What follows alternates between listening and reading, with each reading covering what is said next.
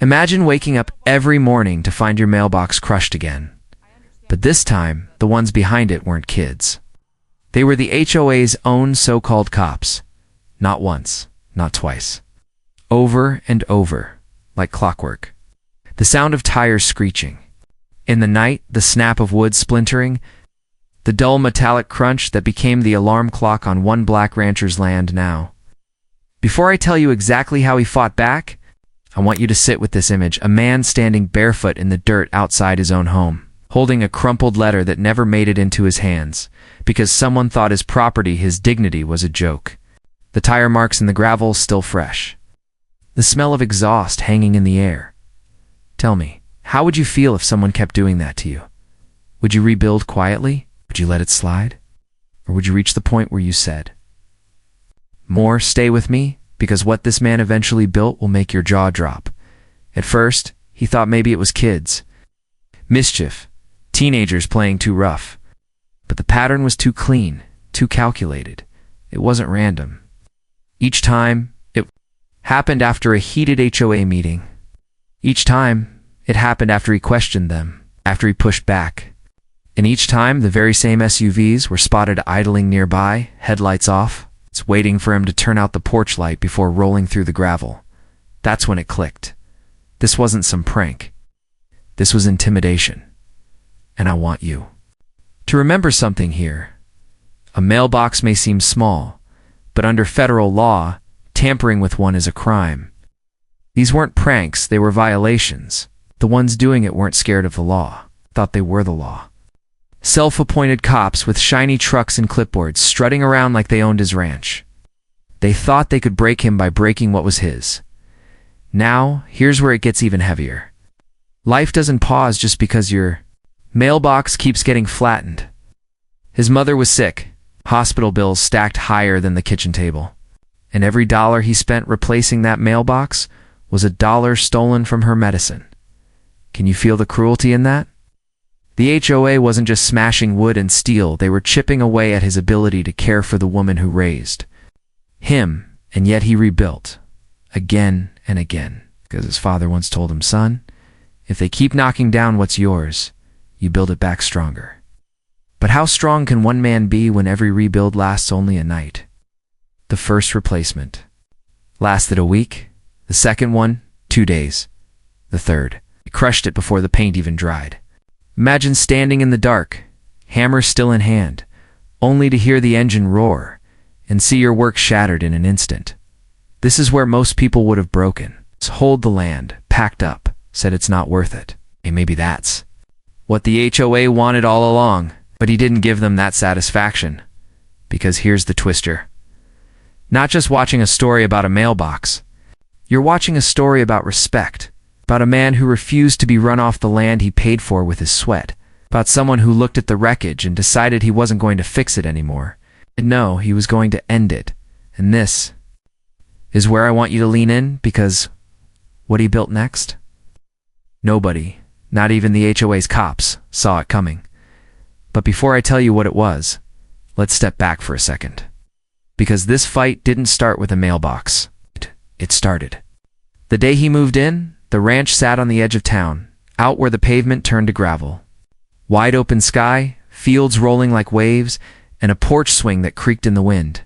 For him, it was freedom. For the HOA, it was a threat. Why?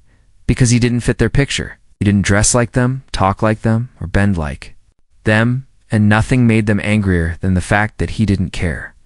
From day one, they tried to chip away at him. Letters about his fence being too rustic. Complaints that his tractor was an eyesore, petty fines for grass that wasn't measured to their liking. But when those didn't scare him, they escalated. That's when the mailbox became their favorite target, because it wasn't just wood and metal, it was the symbol of his presence. Destroy the box, destroy the man. That's what they thought. But here's the thing about symbols. They cut both ways. And what he was about to build would become a symbol of resistance they'd never forget. Now, think about this with me. What kind of mailbox could stop a truck? What kind of structure could make someone hit the brakes, not the gas? He asked himself the same question, night after night. As he picked up shattered posts and scattered mail, he planned, studied, he designed.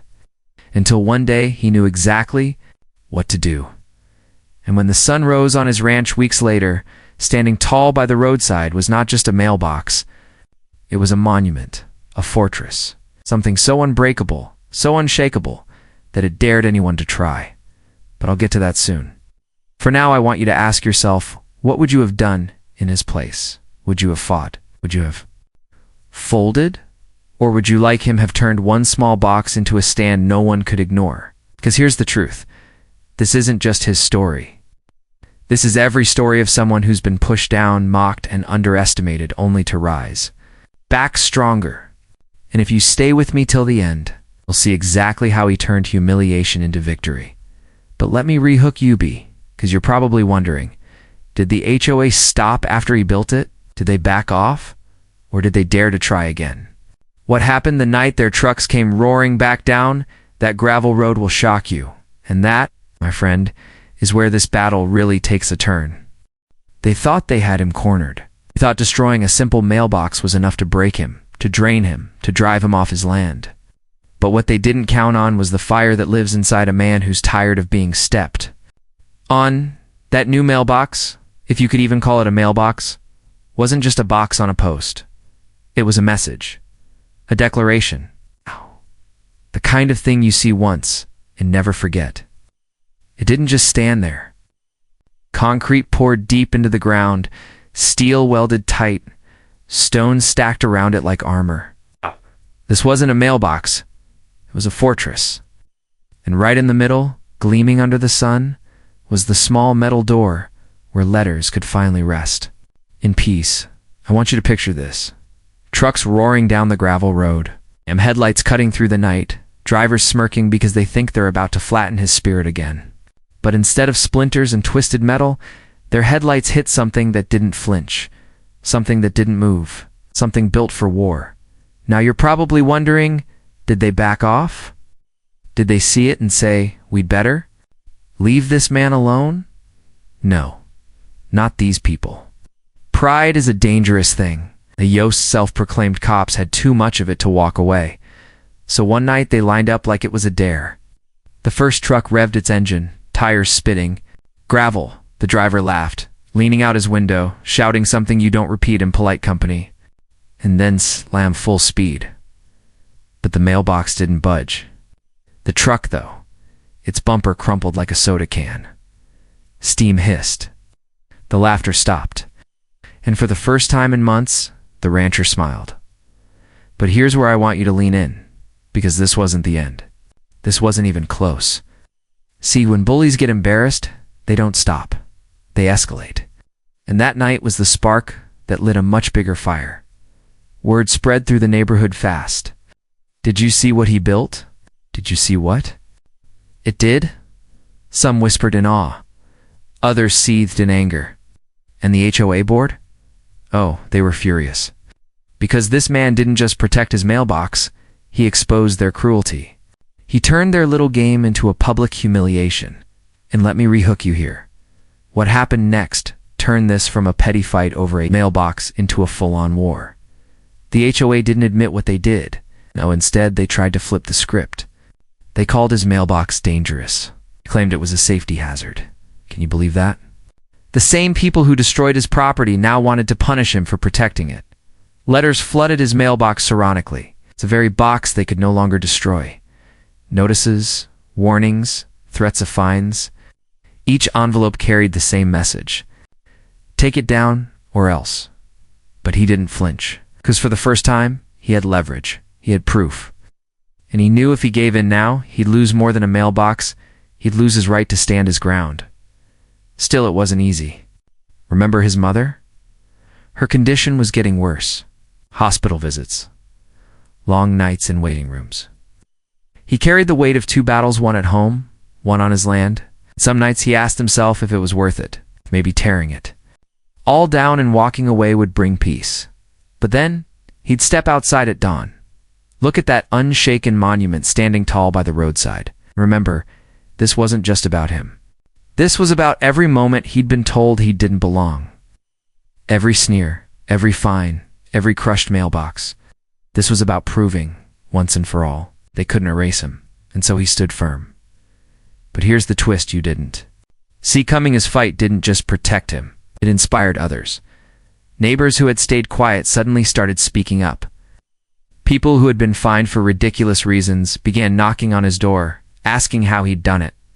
His mailbox. It became a beacon, a rallying point. Proof that you could stand against the HOA and win.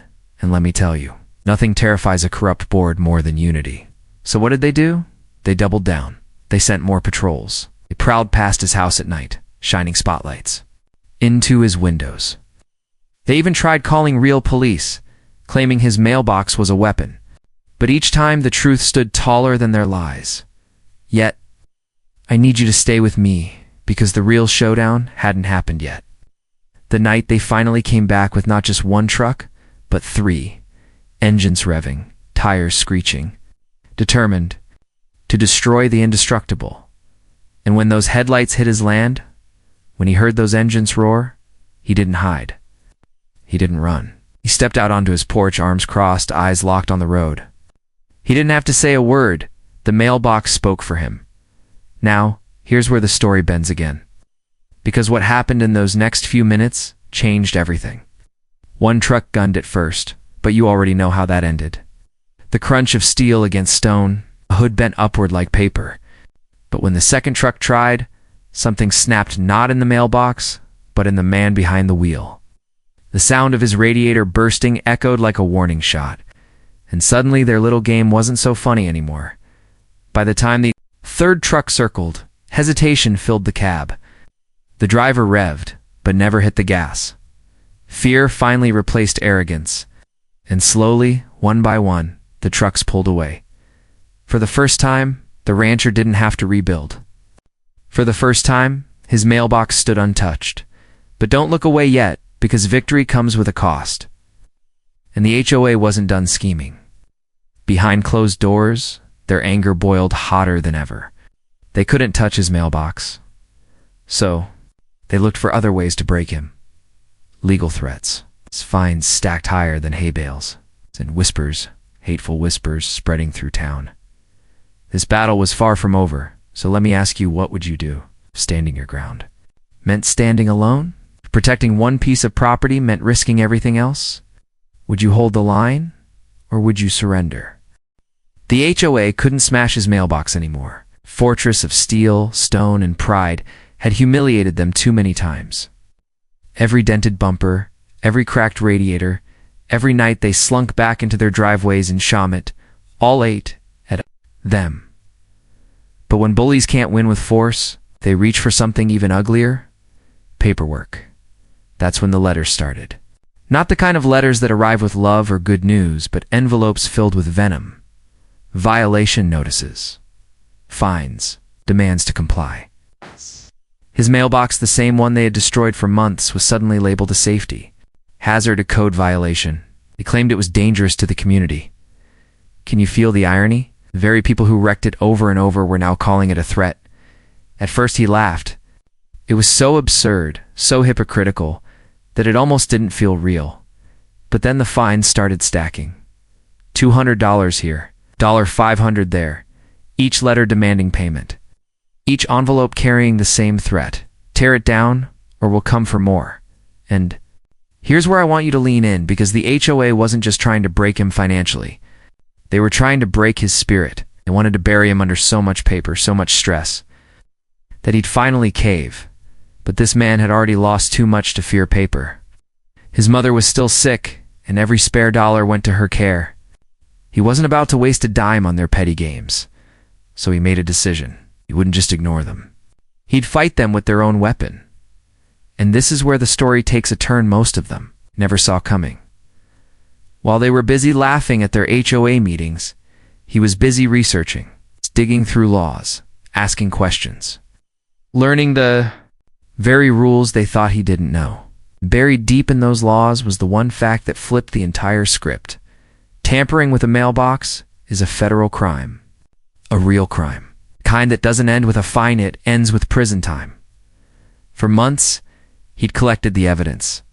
Photos of smashed mailboxes, tire tracks leading into his ditch, witnesses who'd seen the same HOA trucks idling near his property. He'd been patient, silent, waiting.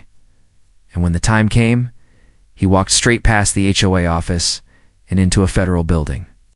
He handed over every photo, every report, every shred of proof. And for the first time, the bullies weren't the ones holding the power. Now, I need you to imagine their faces when the letters started coming back to them. Not from the HOA, not from their little committee, from federal investigators, from people who didn't care about their clipboards or their titles, from people who saw the truth that they weren't enforcers, they were vandals. Suddenly, the smirks disappeared. The trucks that once prowled his road at night were nowhere to be seen. The same board members who called his mailbox dangerous were now calling their lawyers. But here's the part that gives me chills. He never gloated. He never shouted, never rubbed it in their faces. It didn't have to. His mailbox, still standing strong by the roadside, said everything for him. And I want you to hold on to this image. A man sitting on his porch watching the sun set over his land, while the very people who tried to erase him now scrambled in fear. That's justice. It's dignity restored. But don't think the HOA went quietly. Oh no, they tried one last desperate move. They filed a lawsuit, claimed his mailbox was overbuilt, unsafe, intentionally hazardous. They threw every legal word they could find into the pile, hoping something would stick. And for a moment, just a moment, it looked like they might win. Court dates loomed. Stress piled higher than the hay in his barn. He lost sleep. Not from fear of losing, but from the weight of fighting alone. But remember, he wasn't alone. Any more neighbors he'd never spoken to started showing up. People who had been fined, bullied, humiliated by the same HOA came forward. One man brought photos of his own mailbox smashed months earlier. A woman shared recordings of board members laughing about their night patrols. Piece by piece, the ranchers' fight became their fight, and in that courtroom, the truth finally broke through. The HOA's lies crumbled under the weight of real evidence, real testimony. What started as one man's battle over a mailbox ended as a community exposing years of abuse. The judge didn't just throw out their lawsuit. He delivered a warning. He reminded the HOA in no uncertain terms that they weren't above the HOA law, that destroying mailboxes wasn't enforcement, it was criminal harassment, and that if they ever crossed that line again, the consequences would be severe. That day, the rancher walked out not just with his mailbox intact, but with something even stronger: validation. Proof that standing your ground matters. Proof that dignity can't be bulldozed. Proof that one man, even when targeted, even when isolated, can turn humiliation into victory. But let's step back for a moment, because there's something about this fight that makes it even deeper. You see, for him, that mailbox wasn't just a mailbox. It was a piece of history. When his father was alive, he used to tell him, "Son, they'll always try to take what's yours. Sometimes it's your land. Sometimes it's your pride. Sometimes it's something small like a mailbox. But you guard it anyway, because it's never just about the thing. It's about the message behind it."